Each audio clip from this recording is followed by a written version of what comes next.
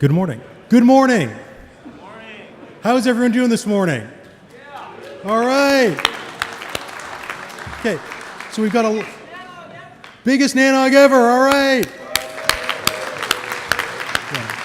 Yeah. So folks at the back of the room, there's still a bunch of seating up here near the front. Don't be shy coming up, left and right sides. Still got about 20, 30 seats up here, so come on up. I just wanted to welcome everyone to Nanog 64. Yay! And we'll have the presentation up there in a sec. Here we go. But you're into my presentation now. Yeah, it went a little too far. Okay. Nope. All right, good morning. My name is Dan Golding. I'm the chairman of Nanog's board of directors. I wanted to welcome everyone here to Nanog 64. This is Nanog's largest meeting ever, and I wanted to take this opportunity to welcome you as our members, as our attendees, as our sponsors and friends, and also to take an opportunity this morning to thank some of the people who've helped to make this Nanog meeting and all of the other Nanog meetings possible. So before we start out, I wanted to recognize the folks who primarily make this meeting happen, and that is our Nanog staff, led by our Executive Director, Betty Burke. So folks could, thank you.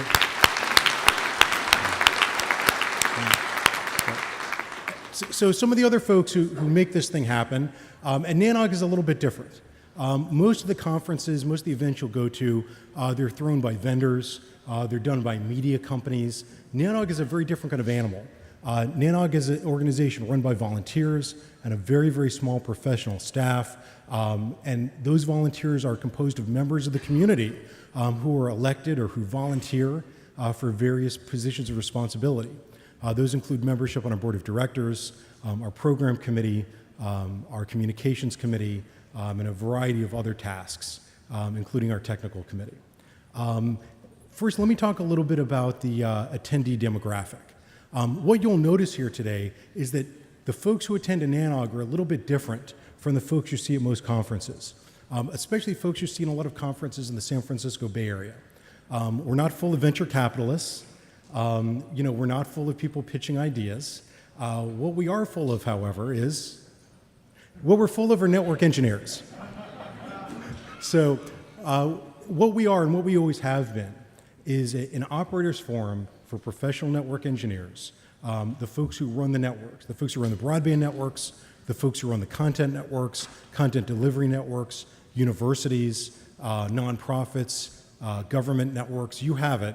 And our goal is education. Our goal is to raise the level of skill. Our goal is to share knowledge with each other. Our goals here are not to sell things. Our goals here are not to make money for people.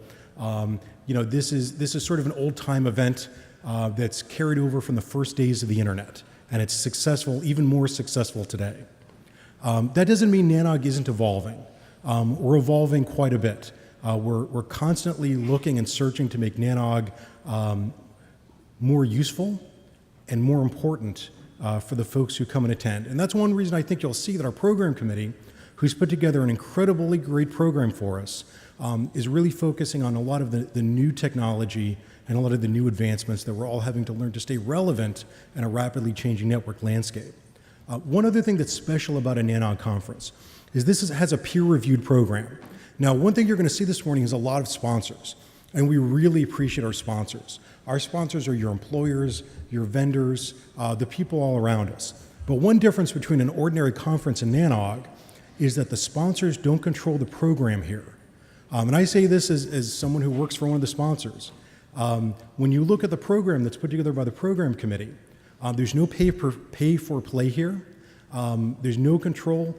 Once you get into one of these rooms, everything sponsorship related, except for a brief thank you, is absolutely off limits.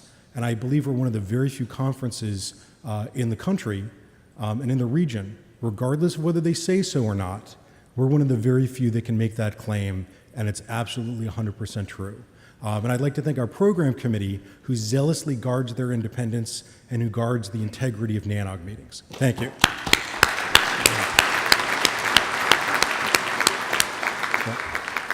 Now, so Nanog has been around now for almost 22 years, and it grew out of the original NSF regional tech meetings. In the past couple of years, we've been trying to do a few things differently. So in addition to the 3-time-a-year full Nanog conferences, we also do what are called Nanog on the Road conferences, which are smaller events held in smaller cities where we try to get the local operator community involved. We try to bring some of this content from the larger conferences to smaller venues where we typically have 50 to 100 attendees. I urge folks attending this conference to come to the Nanog on the Road events, both to bring content, to meet prospective engineers, to do a little recruiting, to socialize. They're great events. Nanog also has a strong commitment to supporting new operators. So Nanog is a membership organization, and some of the folks here are members and some aren't.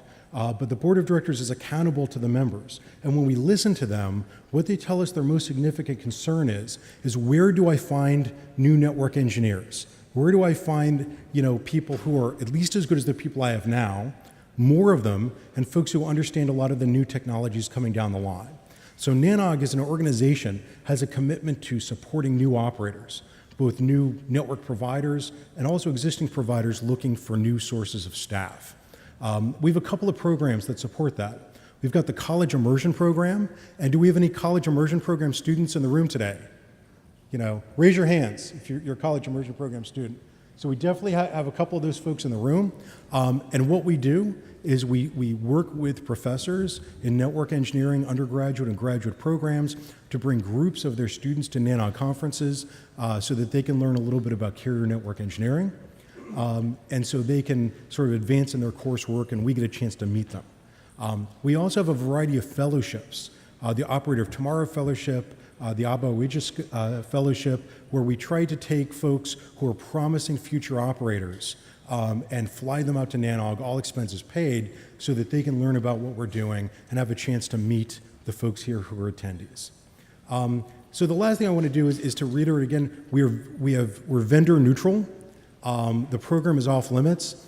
That being said, I do want to take the opportunity to thank our sponsors. We have two groups of sponsors. We have our premium sponsors who sponsor Nanog's year-round activities, and we also have individual meeting sponsors.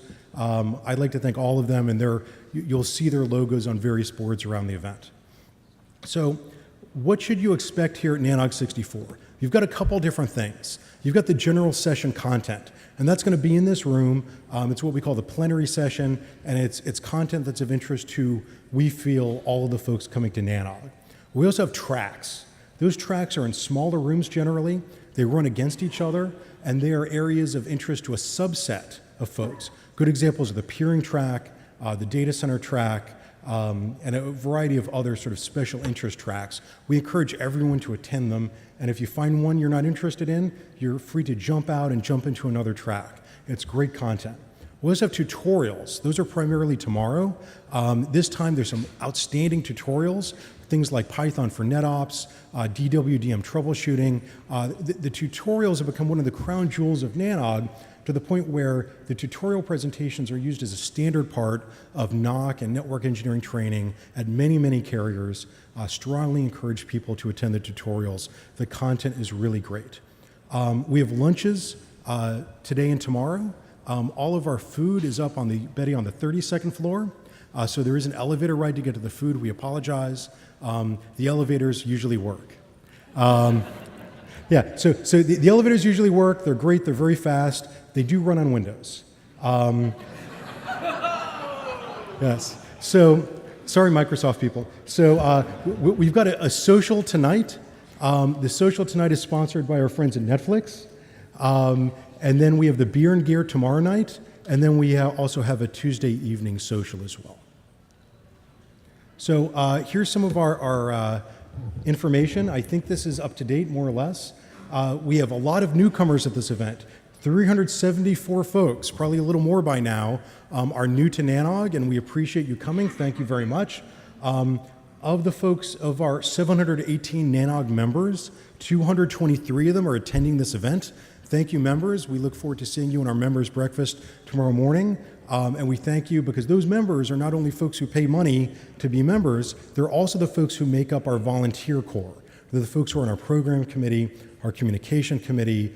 They help with our educational efforts, the folks on our board of directors, to our members, thank you so much. And finally, attendees. Our number so far is 1,162. I don't think that counts single-day attendees. Do we have an update, Mr. Charnock? It's higher than that. So it's some insane number of people. In any event, as we reach 1,200, this is our largest ever Nanog. Our second largest now was, I'm sorry? 1,170 and climbing. And that beats our last record in Bellevue of 899 attendees. So thanks everyone for coming, we really appreciate it. Here's a list of our host connectivity premium and infrastructure sponsors. These are not all of our sponsors. These are the folks who are sponsoring either annual sponsorships or they're helping us with the connectivity or they're the meeting host. Thank you to all of these folks. Now I'd like to introduce the host. So every Nanog is a host, which is a company that's part of our community, and they put in a tremendous amount of work, both money and time and effort into making these events a success. Our host for this Nanog is Netflix. I'd like to introduce Aaron Klink for a few words. Thank you, Aaron.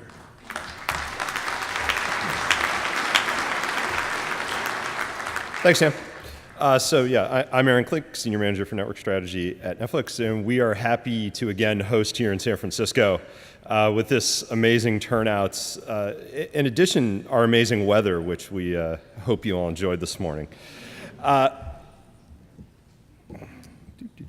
So, as some of you may have noticed, I'm not Dave Temkin. I am not the chairman of the board of Nanog. So surprisingly, Dave is not on a plane. He's not on a boat. He's not on a train, and he's not in an Uber. He's actually meeting with executive management at Netflix in Los Gatos, and this is kind of the overall Netflix discussion. So why are we interested in Nanog? Why are we sponsoring? Why are we hosting this? Why are we so involved? And it's because Netflix runs on the internet. And that kind of goes along with engineering and ops and interconnection and provisioning and hardware and software and all the other related services that are involved in our business that people in this room and in the Nanog community represent and make happen on a daily basis. So when we see a Sandvine report that says Netflix is roughly 37% of downstream traffic for peak evening hours, that's something that resonates on a global basis, both within our org and within the overall Nanog and global internet kind of operations and engineering community. What we look at Nanog as a platform for education and for sharing best common practices and overall driving the scale of the internet forward. So, kind of real quick, we have a kind of medium-sized presence here. We have Dave, David, Mara, Mike, Ryan, me, of course, Peter Cohen, Jill, Nina, Gabe, Fabrice, Brady, Anina, and Nat, who I haven't met yet because I think he started on Thursday, and yet he's here. So we'll find him and, give him a good harassing. So say hi to the new guy at Netflix if you run into Nat. And this is where these slides got. So the Windows XP embedded is what is taking you to and from the 32nd floor. And Christian Koch apparently was stuck on the elevator for only 5 minutes while it rebooted earlier, coming down from breakfast. So we got that in. If anyone else has some lovely elevator shots later, we hope you're not stuck too long in the elevator. And finally, Netflix has jobs, and the 14 of us are around here to discuss if there are openings that you're interested in discussing or have any questions about Netflix overall and how you can kind of better be involved with us in an ISP or better be involved in Nanog. We're happy to play ambassador for that. Thanks.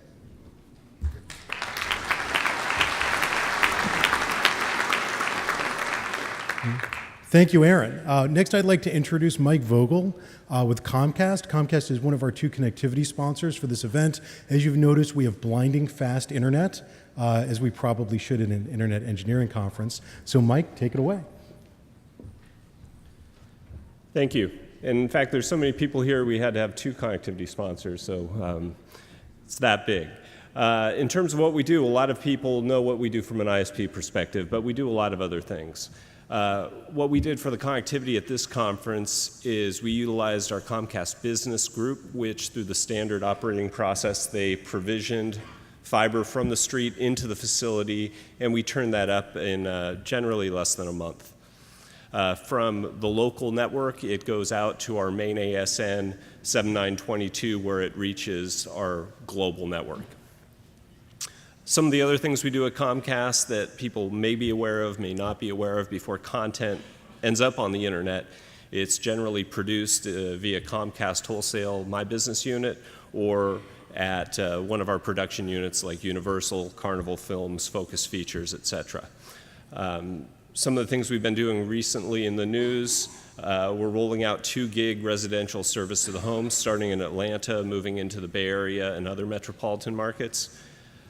Live streaming to the X1 Xfinity platform in the home.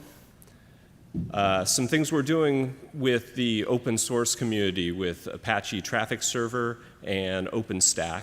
A lot of things we're happy to provide information. We post a lot of things on GitHub, and we're more than happy to provide more information to the open source community. Other thing coming out later this year is 4K UHD set-top box connectivity to the home. Some of the things with our NBC Universal group, which is driving a lot of the content on the internet, Fast and Furious hitting 1 billion earlier in the year, Pitch Perfect having a major opening for a May film, Minions films coming out this summer, my favorite, Ted 2, that I'm looking forward to. And next week, Jurassic World opening up. We are sponsoring the break later today at 2:30. We'll be giving away a couple gift baskets from NBC Universal, as well as having an entry where we'll be providing Fandango gift certificates, another Comcast company, to allow people to see, hopefully, Lost World or another Universal film this summer. So thank you again.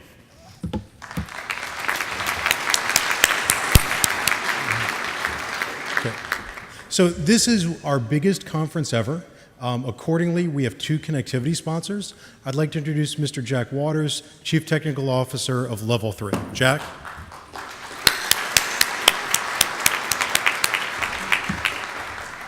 I don't have any slides. Sorry. I'm breaking ranks here. Yay, woo!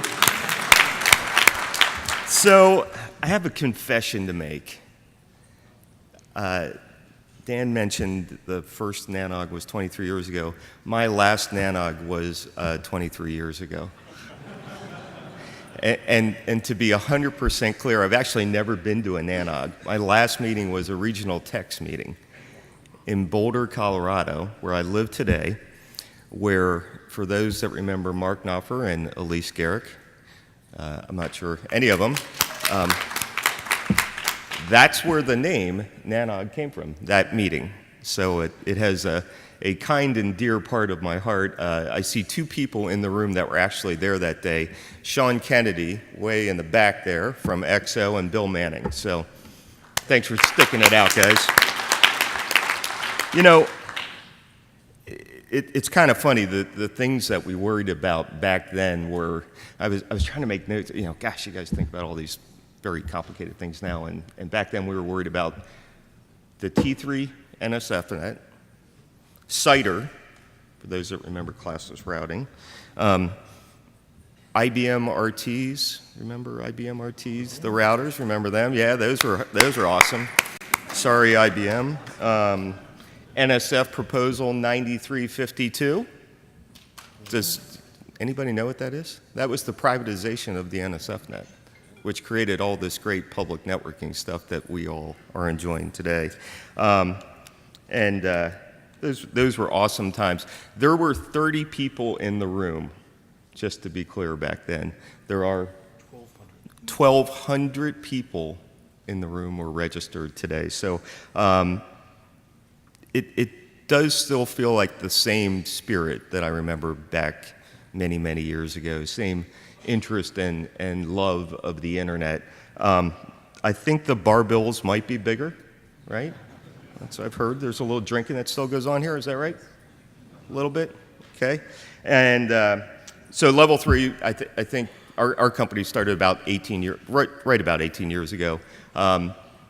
I joined when there were about 10 people. Today we have about 13,000, 10,000 here in the U.S., another couple thousand in Latin America, another 1,500 or so folks in Europe. So we're a big company now, but we still love the internet and love to be a part of it. We're happy to be a connectivity sponsor. We would like to thank PG&E for pulling our fiber out of the hotel about 4 months ago. So we had to re-pull it, and so thanks PG&E for that. Thanks to Dave Temkin and everybody at Netflix. We're happy to be a great partner with Netflix, and they have a great product. And thanks to all of you for making the internet bigger, better, and safer. Have a great Nanog 2 to the 6th, I think, right? Thanks a lot.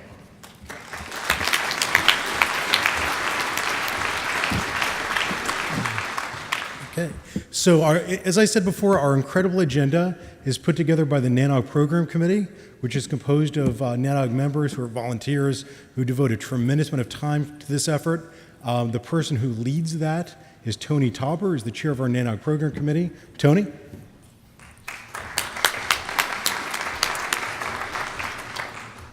Thanks. And so just so people are clear, that's kind of the end of the sponsor and paid for part of things.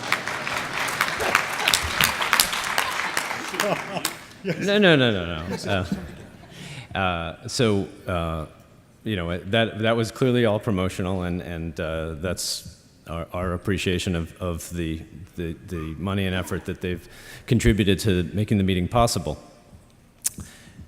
The folks who actually help review and the program submissions from folks who would like to speak here are all listed here. They spend hours and hours over many months reviewing submissions, slides, working with presenters to develop their talks, and then even working here operationally to make the show happen through the presentations, getting the slides up and onto the web page. So wanted to thank all these folks. Things that have happened since we last talked, there's a new PC tool that we had the first version of at the last meeting, but we spent a lot of time now with some contract development help, courtesy of the board funding it, to make our work easier and smoother, and to make the work of the folks who manage the website and this guidebook app to have automation to integrate all that so that it passes through without a lot of manual effort. Still working through some of the kinks, so if you see some things where not all the presenters have bios, or some of them aren't quite right, and the meeting materials aren't up a timely way, we're still working through the first version of that, so please have patience with it. The Grand Ballroom sessions will be webcast and archived, and you should see like a little webcast thing icon on the left-hand side of the agenda slot with those, and you can click on that and look at the webcast. After the meeting, there'll be a link added to a YouTube video, and we appreciate that Google and YouTube help to sponsor the archiving of the content. Many of the other tracks will, that happen in other rooms. Some tracks will happen in this room.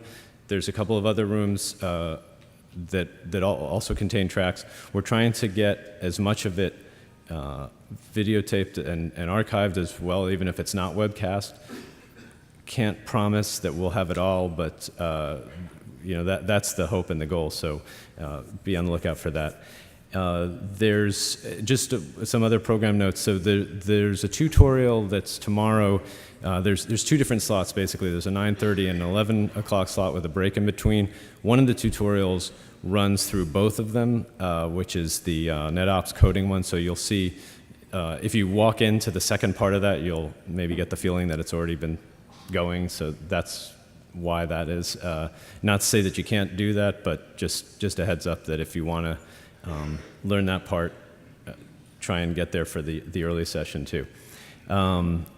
And here's another departure this time, and hopefully it won't catch too many people by surprise. There's the peering track. So traditionally, Nanog has had this thing called peering track. It used to be called peering BOF back in the days that Bill Norton started it. And it had a variety of different things, things that were special interest to interconnection, topics. And then it had a thing called peering personals that Bill thought up, where people would, at least I hope I'm giving Bill the right credit and not taking it away from someone else, where people would come up and talk about, well, I want to, I'm from AS whatever, and this is where we have presence and peer with us. And so there was that part, and then there was what they called IX updates, where folks who operated interconnection points would come and talk about things that they've done and new capabilities that they had on offer. So those, over the many years of Nanog, the focus of that seemed to be kind of getting stale, and also it seemed a bit promotional, where people were coming up and doing that kind of presentation. So what we did was we went with something now called Peering Personals, which is going to happen today, and there's a link on the website to submit a form, which people have done in advance.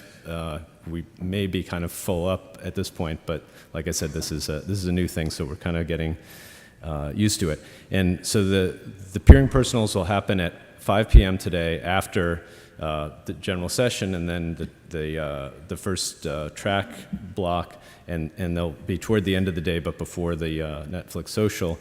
And that is programmed outside the purview of the program committee. So we do expect it to be, essentially somewhat promotional, where people come up and talk about their internet exchange, or they're from AS blah and they want to connect with other folks.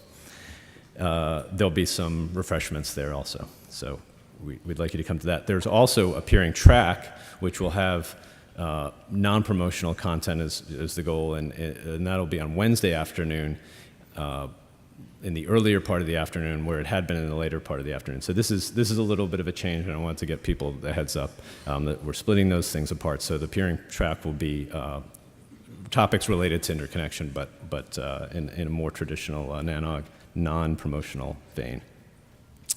So we've got a lot of different things. I tried to set this up as a slide that kind of built incrementally, but it didn't work out. Regulatory, always popular. We have some of that this morning. One of the speakers was delayed, so we'll get him reslotted into tomorrow or the next day.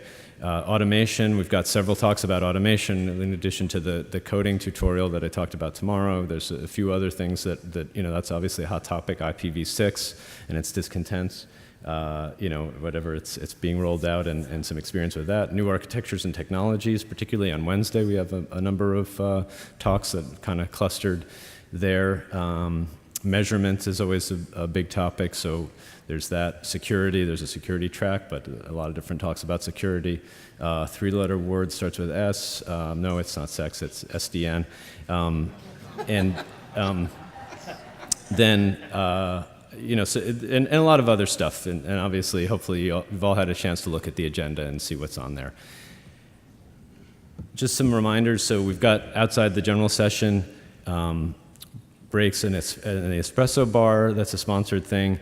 What we would ask, though, is if you go out in that session in that area during the time where talks are going on, please try and be quiet or move just a little further away, because the doors open and close, and we get a lot of chatter and noise, and it's very distracting. So appreciate your consideration there.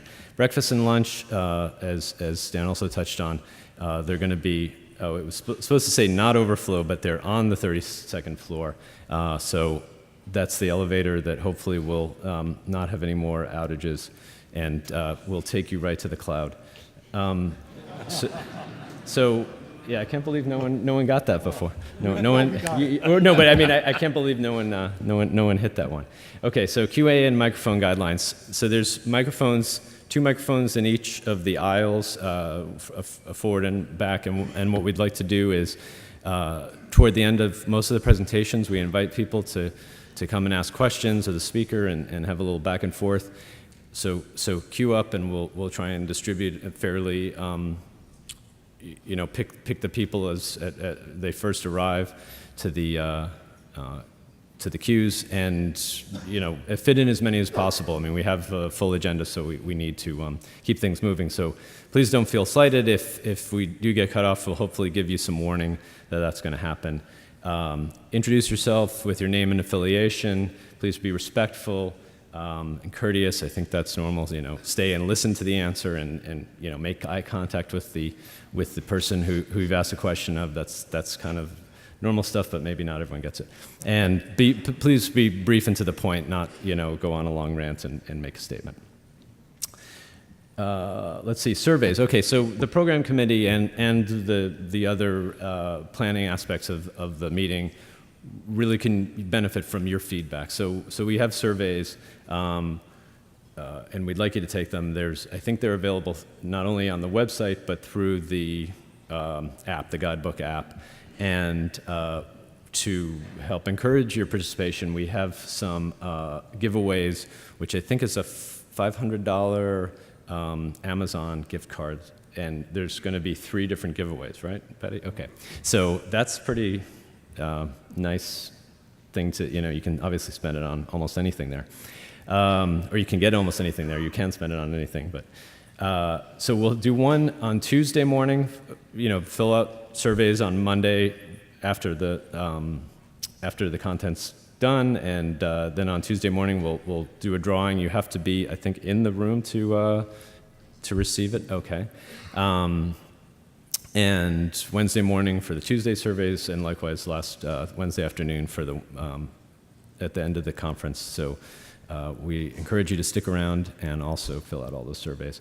So with that, I'd like to, one more program note before I go on to this, is that one of our speakers was delayed. I think I mentioned that from this morning. Ross Buntrock, who's going to be the speaker after next, who is slotted to be, wasn't able to make it. So the good side is the other speakers will have time to expand a little, and maybe we'll end up breaking a few minutes early for lunch if it comes to that. But so please, we'll get Ross rescheduled and fit him. But that, when you look up and say, okay, who's on now, and it's Ross's time, it won't be Ross, it'll be one of the other folks, and we didn't get a chance to update the agenda online yet. So with that, I can invite you can go, you're excused.